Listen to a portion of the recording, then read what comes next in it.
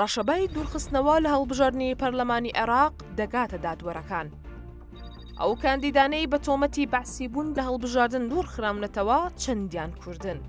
هۆکارەکانی پشت دوورخستنەوەی کاندیدەکان چییە و ڕۆڵی گروپەکان چییە لەو بارەیەوە؟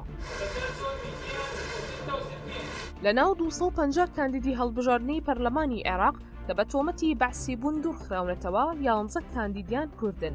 ئەوەش بەوتەی ئەندامێکی پەرلەمانی عێراق لە کاتێکدا شەپۆلی دوورخستنەوە بەردەوامە و گەیشتۆتە ئەو دادوەرانەش کە خۆیان کاندید کردووە.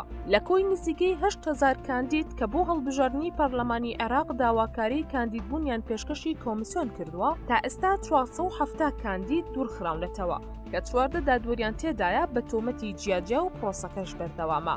يعني إذا ماكو اهتمام یەکێک لە دادوەرە دوورخراوەکان وائیل عەبدولەتیف کە ئەندامی ئەنجومەنی حکم بووە کە لەلایەن دەسەڵاتی مەدەنی عێراق پۆل بریمەر بۆ بەڕێوەبردننی وڵات لە مانگی تەموزی 2023 دامەزرا، دواتر وەک پارێزگاری بەسڕە و ئەندامی پەرلەمان و وەزیری دەوڵەت کاری کردووە. وائیل لە چاوپێکەوتنێکی تەلەڤیزیۆنیدا سەرسوڕمانی خۆی دەربڕی لە هۆکارەکانی دوورخستنەوەی سەرڕای ئەوەی ساڵێک لە سەردەمی ڕژێمی بەعزدا زیندانی کراوە. ئەو دادوەرە پێی وایە دوورخستنەوەی بەهۆی پاڵنەری سیاسیەوە بووە. خيرا من عام 2003 بعد سقوط النظام الدكتاتوري. عەبدولئەمیر شەمەری دادوەری خانەنشین کراو کە لە ساڵی 2009دا بە تۆمەتی گەندەڵی فەرمانی دەستگیرکردنی بۆ عەبدولفەلاح سوودانی وەزیری بازرگانی دەرکرد. لە نامەیەکدا نووسیوێتی نازانم ئەندام پەرلەمانێک چ بڕوانامەیەکی هەیە کە دادوەر عەبدولئەمیر ئەلشەمەری نیەتی. ئایا من بەشداریم لە قاچاقچێتی نورزوهێر تۆمەتبار بە دزینی سەدە کردووە، یان بەشداریم لە زیادکردنی قاچاقی دراودا کردووە، یان سەیەکی خاکی عێراقم ڕادستی داعش کردووە. ئاماژەیە بە نووری مالکی کە لە سەردەمی کۆنتڕۆڵکردنی یەک لە سەرسەی خاکی عێراق لەلایەن داعشەوە سەرۆک وەزیران بوو. شەمەری دەژڵێت ساڵانێکی زۆر لە دەسەڵاتی دادوەری عێراق خزمەتی کردووە، هەروەها 2 سزای ئاگادارکردنەوەی بۆ دەرچووە، هەردووکیان بەهۆی ئەو لێدوانانەی سەبارەت بە گەندەڵی لە وەزارەتی بازرگانی داوێتی.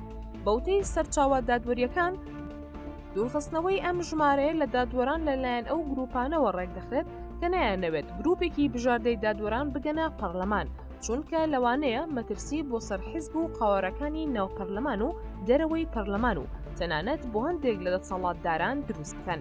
حالات بشكل استثنائي. لای خۆیەوە ئەمیر مەعموری پەرلەمانتاری سربەخۆ ئاشکرای کرد 145 کاندید لە چوارچەوەی هەمانگی بە تۆمەتی بەعزبوون دوورخراونەتەوە، لە بەرامبەردا 94 کاندید لە لیستە سوننەکان و 11 کاندید لە کورد و 3 کاندید لە پێکهاتەکانی دیکە.